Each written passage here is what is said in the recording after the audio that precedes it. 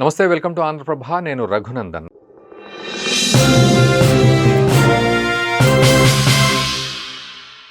మనతో పాటు మాధవపెద్ది కాళిదాస్ గారు ఉన్నారు. మాజీ ఎయిర్ ఫోర్స్ అధికారి, faculty Shreyas engineering college Nagole నుంచి. సో మాధవపెద్ది కాళిదాస్ గారు నమస్తే అండి, వెల్కమ్ టు ఆంధ్రప్రభ. నమస్కారం సార్. ఇప్పటివరకు మనము ఎన్నిసార్లు మాట్లాడుకున్నా, ఏం మాట్లాడుకున్నా ఆపరేషన్ సింధూర్ గురించి కొంత ఇన్ఫార్మల్గా ఉన్నట్టే ఉంది. అంటే ఆ రోజు అధికారులు ప్రెస్ మీట్ పెట్టిన తర్వాత మనం మాట్లాడుకున్నప్పటికీ కూడా, బట్ ఈరోజు దేశానికి ఒక రకంగా ప్రపంచానికే చట్టసభల్లో మనం పూర్తి క్లారిటీ ఇచ్చాము అన్నట్టుగా ఉంది సిచ్యువేషన్. సో దీన్ని ఎట్లా మనం డీకోడ్ చేద్దాం అంటే, రాజ్నాథ్ సింగ్ గారు మాట్లాడిన విషయాలు కావచ్చు, ముఖ్యంగా ఆపరేషన్ సింధూర్ అనే ఈ యొక్క టాస్క్ని కావచ్చు, మనం ఎట్లా డీకోడ్ చేసుకోవాలి? అంటే ఆపరేషన్ సింధూర్ అన్నది ఒక గొప్ప చారిత్రాత్మక విజయం అండి మనకి. ఎందుకంటే అందరికీ తెలుసు పెహల్గాంలో ఏప్రిల్ 22న ఎంత దారుణం జరిగిందో. అది కూడా చాలా నీచాతి నీచంగా. ఇంతవరకు జరిగిన టెర్రరిస్ట్ అటాక్స్ వేరు, ఇది వేరు. ఎందుకంటే చాలా నిస్సిగ్గుగా నీచాతి నీచంగా బట్టలు విప్పి ఏ మతానికి చెందిన వాళ్ళు అన్న అంశాన్ని బేస్ చేసుకొని చేశారు. అంటే చాలా అమానీయమైనటువంటి, చాలా అతి నీచాతి దుగుప్సాకరంగా ఉన్నటువంటి సంఘటన. సరే, అయిపోయింది. దాని మీద ఖచ్చితంగా ప్రభుత్వము ఎట్టి పరిస్థితిలో వదిలేది లేదు అన్న మాట ఇచ్చింది, ఆ భరోసా ఇచ్చింది. ఇచ్చిన తర్వాత దానికి కొంత ప్లానింగ్ జరిగింది పద్ధతిగా. అంటే ఎటువంటి దెబ్బ కొడితే, ఒక మాటలో చెప్పాలంటే పాకిస్తాన్కి దిమ్మ తిరిగిపోతుంది అన్నది పక్కా ప్రణాళికతో జరిగింది. ఎలా జరిగింది, ఎందుకు జరిగింది? మన దగ్గర ఉన్నటువంటి ఆయుధ సంపత్తి అంత గొప్పగా ఉంది. ఇది మన శాంతి కాముక దేశం. అలెగ్జాండర్ నుంచి మొఘల్ ఇన్వేడర్స్ వరకు చూస్తే అందరూ బయట దేశానికి మన దగ్గరికే వచ్చారు. ఆ తర్వాత యూరోపియన్ దేశాలు, పోర్చుగీసు, డచ్, బ్రిటిష్ వాళ్ళు. చరిత్ర మొత్తం చూస్తే చూడండి, అలెగ్జాండర్ దగ్గర నుంచి చరిత్ర చూస్తే 2,500 ఏళ్ళు సుమారు రమారమి లెక్కలు వేస్తే మనం ఎవరి మీద ఏ రోజు ఏ దండయాత్రకి వెళ్ళలేదు. సో మన దగ్గర ఉన్న ఆయుధ సంపత్తి ఈ రోజు చూస్తే, ముఖ్యంగా డిఆర్డిఓ ద్వారా ఇవ్వబడినటువంటి మిజైల్స్, అంటే అసలు ఆయుధాలు అవి. అంటే మనం వాటితో కొన్ని అద్భుతమైన విజయాలు సాధించాం. అది ఆపరేషన్ బాలాకోట్ దగ్గర నుంచి మొదలు పెట్టుకుంటే ఈ రోజు ఆపరేషన్ సింధూర్లో ఒక రకంగా మాట్లాడాలంటే దాదాపు విశ్వరూపం చూపించాం మనం ఆయుధాలతో. పాకిస్తాన్కి అసలు కోలుకోలేని దెబ్బ. వాళ్ళు ఊహించలేదు, వాళ్ళకి తెలుసు వాళ్ళ ఇంటెలిజెన్స్ ఉంటుంది ఏముంటాయని. కానీ ఒకటి గుర్తుపెట్టుకోవాలి, ఆయుధాలు ఉండటం వేరు, చాలా చతురతతో, అనుభవజ్ఞంతో, అత్యంత నైపుణ్యంగా ఆయుధాలను వాడటం వేరు. ఎగ్జాక్ట్లీ. మిలిటరీ ఆఫీసర్గా మేము ఎన్నో చూసాం కాబట్టి చెప్తున్నాను మాటలో చెప్పాలంటే. సో అవి ఇచ్చిన టైంలో పూర్తి కావాలి, అది చాలా ముఖ్యం. అంటే ఏళ్ల తరబడి చేస్తాము అంటే దానివల్ల పెద్ద ఒరిగేది ఏమి ఉండదు, ఇరుపక్షాల నష్టం తప్ప. అంటే best strike is the first strike అన్న నానుడు ఉంది. ఆ దెబ్బ కొట్టటమే కోలుకోలేని విధంగా కొట్టేశాం. ముఖ్యంగా ఆయుధాలు ఓపెన్ గా వాళ్ళ ప్రైమ్ మినిస్టర్ అన్నారండి, మేము ఫుల్ ఫ్లెడ్జ్ అటాక్ చేసే లోపలే భారత్ తన బ్రహ్మాస్త్రమైన బ్రహ్మోస్ ని మా మీద ప్రయోగించి మేము కోలుకోలేని దెబ్బ కొట్టింది అని ఆయనే ఓపెన్ గా చెప్పాడు ఒక మీటింగ్ లో. సో అంటే పాకిస్తాన్ లాంటి నీచమైన శత్రువు ఉన్నట్టు మాట్లాడాల్సిన పరిస్థితి వచ్చింది. సో కనుక ముందు ఇవాళ రాజ్నాథ్ సింగ్ గారు కానివ్వండి, మిగతా వాడు కానివ్వండి, లోక్సభలో స్పష్టంగా చెప్పారు. ఆ రోజు బయట స్టేట్మెంట్స్ ఇచ్చారు. ఏమని? మేము టెర్రరిస్టులకి అగెయిన్స్ట్ మాత్రమే వెళ్ళాం. ఇప్పుడు ప్రపంచవ్యాప్తంగా మనని అన్యాయంగా అనవసరంగా ఎవరు వేలెత్తి చూపకూడదు. అయితే దౌర్భాగ్యం ఏమిటంటే దేశంలోనే ప్రశ్నించే వాళ్ళు ఉన్నారు. అది కొంచెం దౌర్భాగ్యపరమైన విషయం.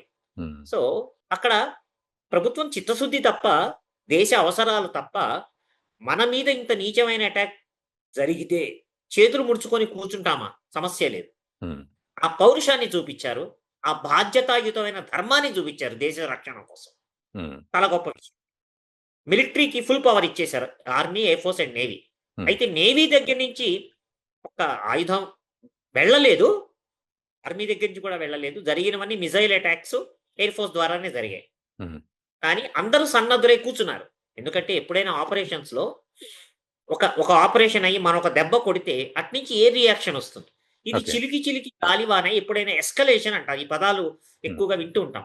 హ్మ్. మన ప్రేక్షకుల కోసం చెప్తాను. ఎస్కలేషన్ అంటే ఉన్న పరిస్థితి నుంచి విషమం అయిందంటాం కదా! అవునవునవును. దాని ఆధారంగా చేసుకొని హ్మ్. ఎక్కడైతే మొదలుపెట్టామో అది పెద్ద ఎత్తున పూర్తి స్థాయి యుద్ధంగా మారితే దాన్ని ఎస్కలేషన్ అంటారు. హ్మ్. Step by step. యాహ్! దానికి కూడా సిద్ధమై ఉండాలి మనం. ఏ ఆపరేషన్ చేసినా. ఓకే. ఆపరేషన్ బాలాకోట్ అప్పుడు అలాగే చేసింది. ఇదే ప్రభుత్వం. వాళ్ళు ఒకటే అడుగుతారు మిలిటరీ ఆఫీసర్స్‌ని. ఓకే. ఈ ఆపరేషన్‌ని మేము అనుకుంటున్నాం. ఇది మన ప్రజాస్వామ్య దేశం. పాకిస్తాన్ లాగా ఆర్మీ కంట్రోల్డ్ కాదక్కడ. హ్మ్. Remote control ISI. హ్మ్. నిర్ణయం ప్రభుత్వం తీసుకుంటుంది. దానిని అమలు పరచడం అనేది మిలిటరీ చేస్తుంది. అంతే. ఎలా చేయాలో మాకు వదిలేయండి అంటుంది. అంతే. మీ హ్మ్. ఉద్దేశ్యం చెప్పండి. కంట్రీస్ విల్ ప్రభుత్వం యొక్క విల్. వాళ్ళేమనుకుంటున్నారు? యెస్. మనకు జరిగిన అన్యాయానికి మనం తగిన సమాధానం ఇవ్వాలి. మన దగ్గరున్న శక్తియుక్తులేమిటో తెలియాలి. నెక్స్ట్ టైమ్ ఇలాంటి పిచ్చి పిచ్చి వేషాలు వేస్తే పరిస్థితి ఎంత తీవ్రంగా ఉంటుందో వాళ్ళకి తెలిసి రావాలి. హ్మ్. బాలాకోట్ దెబ్బకే తెలిసొచ్చింది. కానీ మనం అంటామే "తిట్టే నోరు, కొట్టే చెయ్యి ఆగవని" చెప్పి. అవునవును. ఆ టెర్రరిజంని అణువణువున పాలు పోసి పెంచుకొని వాళ్ళ శరీరాల్లో, ఊహల్లో, వాళ్ళ బ్రతుకులో, దైనందిన చర్యల్లో వాళ్ళకి మామూలు జీవితం, టెర్రరిజము వేరు కాదు. 2 ఒకటే అక్కడ. 2 ఒకటే. అవునవును. జీవన విధానంలాగా. ఆ! అటువంటి నీచమైన ప్రవృత్తి ఉన్న వాళ్ళకి ఎలా దెబ్బ కొట్టాలి? హ్మ్. కనుక ముందు మనం పద్ధతిగా టెర్రరిస్ట్ క్యాంప్స్‌ని మాత్రమే కొట్టాం. ఎక్కడ మిలిటరీ టార్గెట్స్‌కి వెళ్ళలేదు. అవును. ఇది ఫస్ట్ స్టెప్. అంటే ఒక పద్ధతిగా అన్నమాట. రేపు మనల్ని ఎవరు వేలెత్తి చూపకుండా. హ్మ్. నేచురల్‌గా వాళ్ళు ఇక్కడ మా టెర్రరిస్ట్ క్యాంప్స్ ఉన్నాయి. భారత్ కొట్టింది మా తిక్క కుదిరిందని ఒప్పుకుంటారా? లేదు. అన్యాయంగా భారత్ అటాక్ చేస్తోంది. మా దేశం మీద మమ్మల్ని మేము పరిరక్షించుకునే హక్కుందన్నది ఒక స్టాండర్డ్ పడికట్టు పదాలన్నమాట ఇవన్నీ. అవును. హ్మ్. ఈ పడికట్టు పదాలు పెట్టి వాళ్ళు మన మీద అటాక్ చేశారు. హ్మ్. అక్కడంటే టెర్రరిస్ట్ క్యాంప్స్ ఉన్నాయి. స్కామ్స్ మనం ఉన్నాయి. అటాక్ చేసాం. అవును. మన దగ్గరే ఉన్నాయండి. ఆహా! మన మిలిటరీ టార్గెట్స్ ఉన్నాయి. ఎప్పుడూ ఉంటాయి మిలిటరీ స్థావరాలు. హ్మ్. సామాన్య ప్రజానీకం ఉంది. ఈ హ్మ్. రెండిటి మీద అటాక్ చేశారు. అండ్ పాకిస్తాన్ ఓన్ చేసుకుంది. మా మీద అటాక్ అనే మాట ఓన్ చేసుకుంది అక్కడ. వాళ్ళ మీద అటాక్ లాగా. దేశం మీద అటాక్ లాగా. హ్మ్. అవునండి. వాళ్ళు టెర్రరిస్ట్ క్యాంప్స్‌ని విడిగా జనజీవనానికి లేదా మా మిలిటరీకి సంబంధించినవి కాకుండా కేవలం టెర్రరిస్ట్ టార్గెట్స్ కొట్టారని ఎలా ఒప్పుకుంటారు? అవును. ఒప్పుకుంటే ఈ 45 ఏళ్ల నుంచి వాళ్ళు హ్మ్. చేస్తున్న అరాచకం బయటకు పడుతుంది. అవును. అందుకని ఇక్కడ ప్రజల తిరుగుబాటు అయిపోతుంది. వీళ్ళు రిటాలియేట్ చేయకపోతే. అవును. మీ చేతగాని వాళ్ళ, చేవజొచ్చిన వాళ్ళు ఎందుకంటే అక్కడ చాలా మతోన్మాదులనమాట. హ్మ్. భారతదేశం అంటే వాళ్ళకి పొరుగు దేశము. ఒకప్పుడు మనందరం కలిసే ఉన్నాం. సంస్కారం, కృతజ్ఞత లేదు. హ్మ్. భారతదేశం అంటేనే శత్రువు. దుష్మన్ అంటుంటారు. మీరు ఎన్నో వందల టీవీల్లో చూస్తుంటే. అవును. సో, దాని మీద అటాక్ చేయడానికి ట్రై చేశారు. కానీ మన S-400 ఆకాశ మిసైల్స్ అద్భుతంగా వాళ్ళ డ్రోన్స్‌ని, ఇతర రాకెట్స్ కానివ్వండి, మిసైల్స్‌ని నిర్వీర్యం చేసేసింది. హ్మ్. చేసిన తర్వాత కూడా వీళ్ళు ఇలా లొంగరని చెప్పి వెంటనే గుర్తించి ప్రాక్టికల్‌గా వాళ్ళ ఎయిర్ బేసెస్ 11 ఎయిర్ బేసెస్ హ్మ్. నూర్ఖాన్ బేస్ దగ్గర నుంచి, సర్గోదా నుంచి, మియావాలి దగ్గర నుంచి, రఫీకి నుంచి వాళ్ళ ఆయువు పట్టు ఏదైతే ఉన్నదో వాటి మీద మన బ్రహ్మోస్ మిసైల్స్‌తో విరుచుకుపడ్డాం. హ్మ్.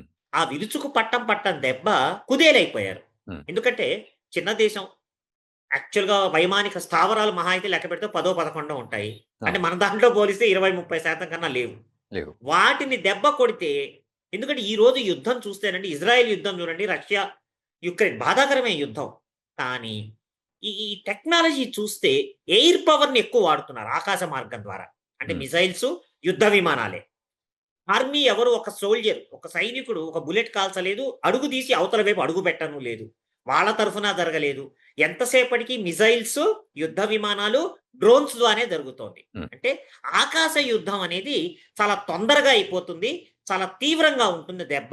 హ్మ్. అత్యంత సూక్ష్మంగా దీన్ని ఏమంటారంటే ప్రిసిషన్ స్ట్రైక్స్ అంటారు. అంటే అత్యంత సూక్ష్మంగా అన్నమాట. హ్మ్. అంటే ఈ వీ వీటికి ఉన్న శక్తి ఏమిటంటే కేవలం వెళ్లి అక్కడ బాంబులు వేయటం కాదు. ఓకే. చాలా సునిశితంగా అంటే సర్జికల్ స్ట్రైక్స్ హ్మ్. లేదా ఇంకా చెప్పాలంటే ఎర్రర్ సర్క్యులర్ ప్రాబబిలిటీ అని ఉంటుంది. ఒక ఓకే. టార్గెట్‌కి ఎంత దూరంలో వెళ్లి మన మిసైల్స్ దెబ్బ కొడతాయి.